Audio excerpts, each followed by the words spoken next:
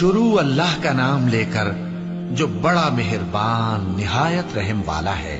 جو لوگ کافر ہیں یعنی اہل کتاب اور مشرک، وہ کفر سے باز رہنے والے نہ تھے یہاں تک کہ ان کے پاس کھلی دلیل آ جائے، یعنی اللہ کا ایک پیغمبر جو پاک اوراق پڑھ کر سناتا ہے جن میں مستحکم آیتیں لکھی ہوئی ہیں، اور اہل کتاب جو فرقوں میں بٹے ہیں تو دلیل واضح کے آنے کے بعد ہی بٹے ہیں، حالانکہ ان کو حکم تو یہی ہوا تھا کہ اللہ کی عبادت کریں، اطاعت کو اسی کے لیے خالص کرتے ہوئے یکسو ہو کر، اور نماز قائم کریں اور زکوٰۃ دیں، اور یہی مضبوط اصولوں والا دین ہے۔ جو لوگ کافر ہیں یعنی اہل کتاب اور مشرک، وہ دوزخ کی آگ میں پڑیں گے اور ہمیشہ اسی میں رہیں گے۔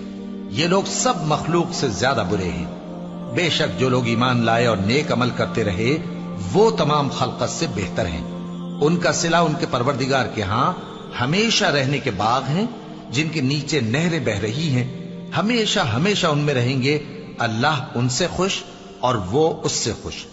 یہ صلہ اس کے لیے ہے جو اپنے پروردگار سے ڈرتا ہے۔